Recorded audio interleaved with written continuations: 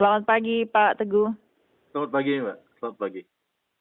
Baik, Pak Teguh, jika kita melihat dari namanya saja, kasus Ambalat ini kemudian kita pasti tidak lupa dengan perbatasan Indonesia Malaysia, namun kemudian ada pernyataan dari Menteri Luar Negeri yang kemarin kemudian menyinggung lagi soal Ambalat ini.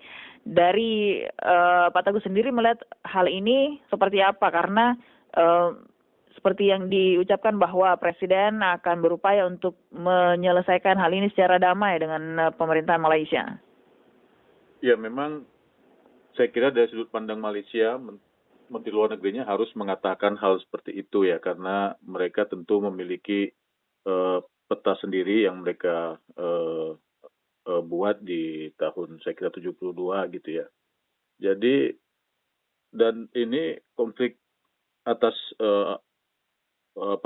blok Ambalat ini juga memiliki kaitan sebetulnya dengan sengketa Pulau Sipadan dan Pulau Ligitan tahun 2002 yang lalu, di mana akhirnya Indonesia kehilangan kedua pulau itu gitu ya. Nah, karena Indonesia kehilangan kedua pulau itu, atau artinya karena Sipadan dan Ligitan jadi milik Malaysia disahkan oleh Mahkamah Internasional, maka kalau kita lihat memang sepintas kelihatannya blok Ambalat ya, istilah kita blok Ambalat ya, kalau istilah mereka itu ND6 dan ND7, itu jadinya memiliki kedekatan dengan teritori mereka, dalam hal ini Pulau Sipadan gitu. Jadi maka memang ada kaitan antara lepasnya Sipadan Ligitan, menurut kita lepasnya Sipadan Ligitan gitu ya, dengan kasus Ambalat ini. Nah, saya kira begini, Mbak, negara-negara dalam tanda petik baru ya, seperti kita, Indonesia ini kan negara baru itu dalam konteks Perang Dunia Kedua ya, akhir Perang Dunia Kedua, juga Malaysia negara baru. Memang wilayah teritorinya itu kebanyakan, kalau tidak mau dikatakan semuanya, adalah peninggalan dari kolonial ya. Karena Inggris misalnya pernah mengeluarkan ordonansi atau peraturan-peraturan tentang perlindungan burung di Sipadan ya pada tahun 30-an, jadi sebelum lagi ada Indonesia dan ada Malaysia gitu ya, sebelum Perang Dunia Kedua berakhir. Nah, itu menjadi bahan pertimbangan dari Mahkamah Internasional untuk mengatakan bahwa wilayah itu, Pulau Sipadan itu memang dikuasai oleh Inggris yang berkuasa di Malaysia lah waktu itu ya, dari Malaya, Sarawak dan Sabah gitu. Sehingga ada hukum Inggris yang berlaku di situ gitu ya. Tetapi maka dari saya katakan tentu saja Indonesia juga memiliki perhitungan-perhitungan yang lain ya, memiliki peta sendiri gitu ya. Dan ini kan sama seperti konflik yang kemarin kita baru sama-sama saksikan itu antara Kamboja dan Thailand ya, di mana garis batas mereka juga ditentukan oleh, digambarkan oleh kekuatan kolonial yang berkuasa di wilayah itu gitu ya. Jadi kalau masalah ini kita mau selesaikan satu malam, tentu tidak mungkin ya, tentu prosesnya akan panjang. Karena itu saya kira jalan keluar yang ditawarkan baik oleh Presiden Prabowo juga oleh Perdana Menteri Anwar Ibrahim dalam setidaknya 2 kali kunjungan terakhirnya ke Indonesia, kunjungan dia ke Indonesia 2 kali ya terakhir ini, adalah berusaha untuk mencari penyelesaian secara damai, juga berusaha untuk melihat kemungkinan eksplorasi bersama gitu ya, pemanfaatan bersama gitu. Baik, kalau bicara soal Ambalat ini, Pak Teguh, memang sebenarnya Ambalat ini ada beberapa pulau di sana, atau sebutan Ambalat ini pengertian dari ambang batas wilayah laut yang ada di sana, atau seperti apa, Pak Teguh?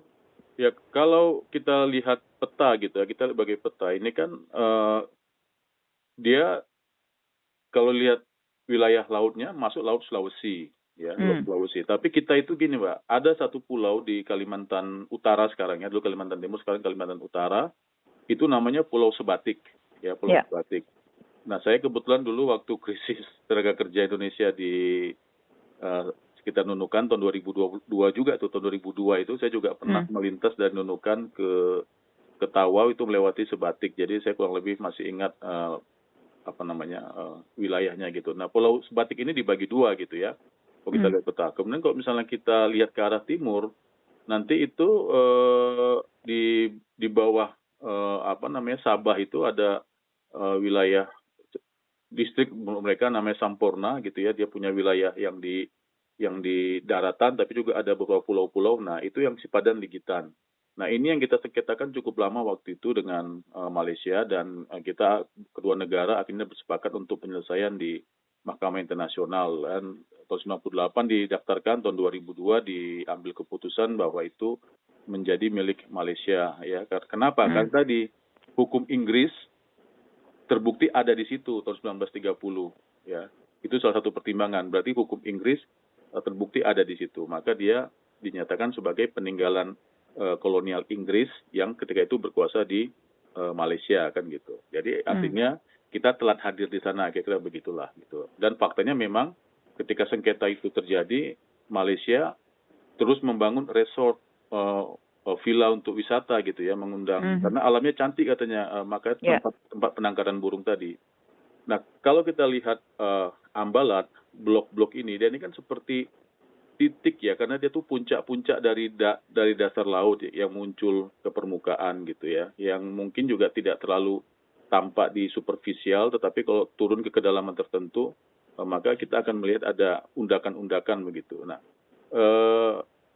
tidak bisa ditinggali ya, tidak bisa ditinggali karena ya dia nggak kelihatan kalau di laut itu, dia harus turun sedikit baru kita lihat di bawah itu ada undakan-undakan. Nah, ini kan di antara patan cukup besar antara Kalimantan dan Sulawesi tadi ya. Jadi memang yang paling menonjol di situ adalah cadangan energinya. Ya, kita bisa baca-baca lah, jumlahnya banyak, baik itu minyak bumi maupun gasnya. Nah, nilai ekonominya dari situ gitu. Tentu saja juga nilai strategisnya ya, kalau misalnya itu diakui sebagai milik siapa ya. Jadi karena Sipadan dan Ligitan ini sudah dinyatakan sebagai milik Malaysia, dan kemudian blok Ambalat ini dianggap Malaysia dekat dengan Sipadan dan Ligitan, maka mereka merasa berhak juga untuk mengatakan ini bagian dari mereka gitu. Belum lagi memang itu sudah tercantum dalam peta yang mereka bikin sejak beberapa dekade lalu gitu. Nah, ini kan situasi ini sama seperti ini Mbak, saya kasih gambaran ya, sama seperti ketegangan di Laut Cina Selatan ya. Di Laut Cina Selatan di antara negara-negara ASEAN itu memperebutkan satu wilayah yang disebut sebagai Spratly Islands ya, Kepulauan Spratly. Nah, karena negara-negara ASEAN tidak bisa menyelesaikan masalah di antara mereka, maka disepakati untuk pending untuk waktu yang cukup lama, sehingga dalam tanda petik ada semacam vacuum of power di wilayah perairan yang luas itu.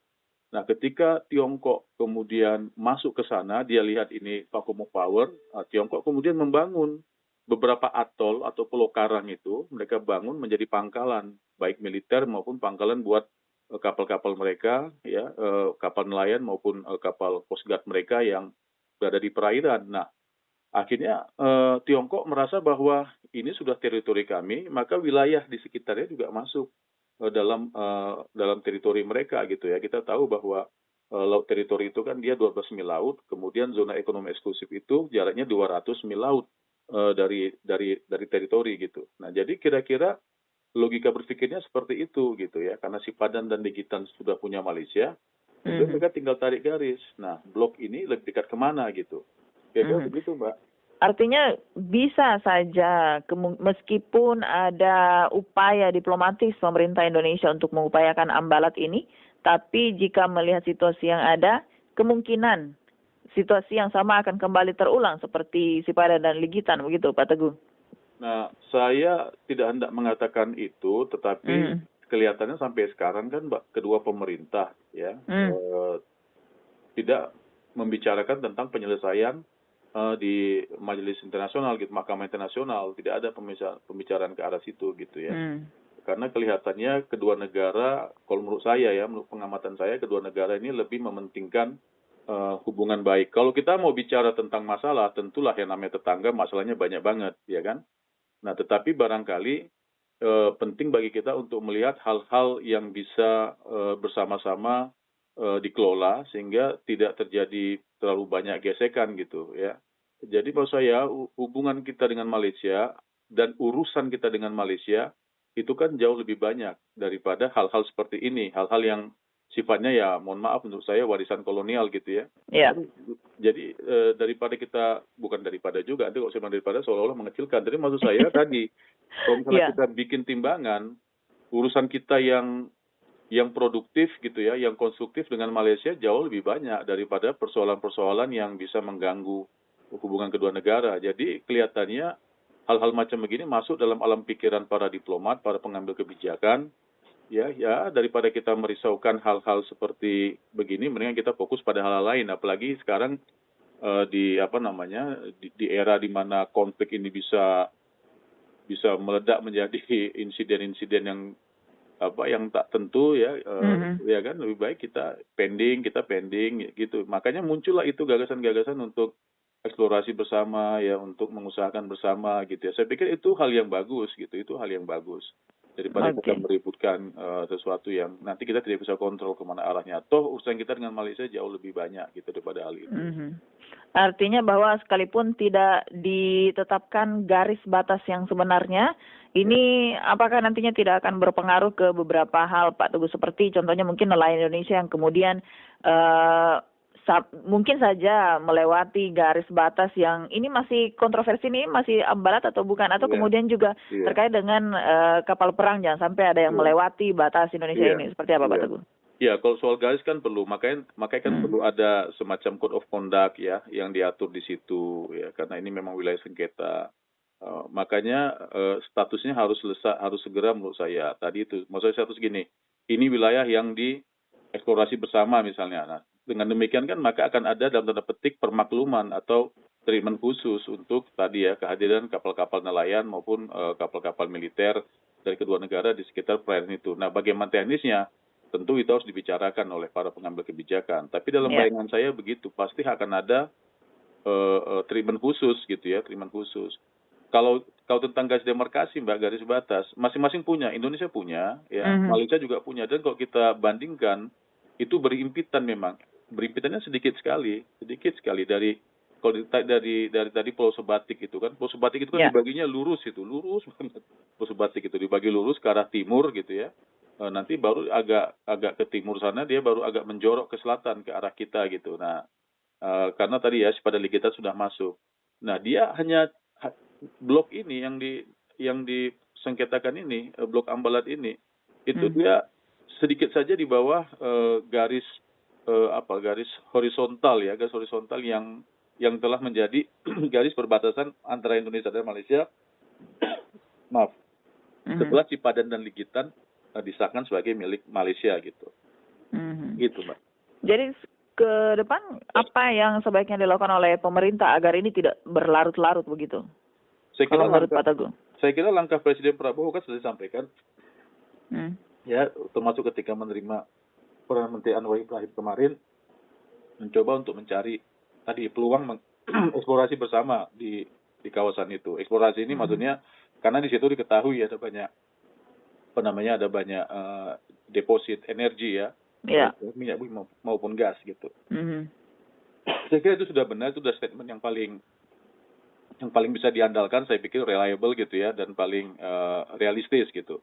Nah, adapun misalnya Menteri Luar Negerinya bicara begini begitu, itu tentu kan karena dia juga harus melayani pertanyaan masyarakatnya gitu ya. Sama seperti misalnya masyarakat kita bertanya kepada pemerintah kan mesti dijawab gitu ya. Jadi jangan dianggap bahwa ini adalah satu perang pernyataan begitu ya. Nah, di era macam begini, yang kita tahu proses politik yang terjadi di negara tetangga, dan negara tetangga juga tahu ada proses politik di Indonesia gitu ya. Jadi orang cepat saja gitu kan, pertukaran informasi kan sangat cepat. Kemudian misalnya dia dipenggal, dikeluarkan dari konteks, jadi seolah-olah sedang ada perang pernyataan di antara kedua pejabat. Padahal barangkali itu hanya muncul dalam sesi-sesi tanya jawab yang sifatnya biasa saja di parlemen mereka maupun di parlemen kita misalnya begitu. Dan pejabat publik memberikan itu. Nah, tapi saya hendak melihat ini semua dari level yang lebih tinggi dari itu gitu ya, bahwa bahwa ada persoalan, iya, tetapi ada kepentingan yang jauh lebih banyak, itu juga iya. Mana yang kita mau selamatkan sekarang ya? Ya gitu. Dan kita mesti hati-hati. Tadi itu misalnya untuk sifat dan ligitan. Itu hukum yang berlaku di Inggris tahun 30 untuk menyelamatkan burung di sifat dan ligitan, itu kan sesuatu yang tadinya kita tidak paham bahwa itu ada. Nah, tetapi begitu Malaysia, dan ingat dia masih anggota Persemakmuran Inggris, membuktikan bahwa Inggris yang berkuasa di wilayah itu tahun 30 pernah mengeluarkan ordonansi atau peraturan tentang perlindungan burung di situ, maka menjadi sah bahwa hukum Inggris pernah berlaku di wilayah itu gitu. Maka akhirnya pulau itu, Sipadan dan Ligitan itu masuk ke wilayah Malaysia. Sipadan itu lebih dekat dengan kita lagi. Kalau Ligitan dia agak sedikit dan Sipadan lebih besar daripada Ligitan. Nanti bisa dilihat di peta. Baik, artinya bahwa masyarakat juga ketika mendengarkan tentang hal ini juga jangan langsung kemudian berapi-api dan kemudian ada tindakan provokasi, apalagi di sosial media sekarang kan cepat sekali begitu ya Pak Teguh ya? Iya, itu maksud saya. Dan pasti kita mesti ini istilah Presiden Prabowo kan, mesti kepala dingin menyelesaikannya kayak gitu. Dan ini bukan berarti kita hendak menegosiasikan kedaulatan, nggak gitu juga gitu ya. Ini namanya menyelesaikan masalah yang penting, tetapi juga hendak menyelamatkan hal-hal yang jauh lebih penting tanpa menanggalkan hak sovereignty kita di kawasan. Baik Pak Teguh Santosa, terima kasih untuk waktunya pagi ini bersama RRI, dan semoga kita juga tercerahkan, pendengar kita tercerahkan dengan apa yang disampaikan Pak Teguh tadi, bahwa poinnya adalah upaya yang dilakukan oleh pemerintah Indonesia sudah bagus begitu ya Pak Teguh, dan jangan sampai ini menjadi isu-isu provokasi lagi di netizen dan kalangan masyarakat, begitu Pak Teguh ya? Iya, kira begitu Mbak. Baik, terima kasih Pak Teguh Santosa untuk pagi ini bersama RRI Pro 3, selamat pagi. Terima kasih, selamat pagi. Selamat.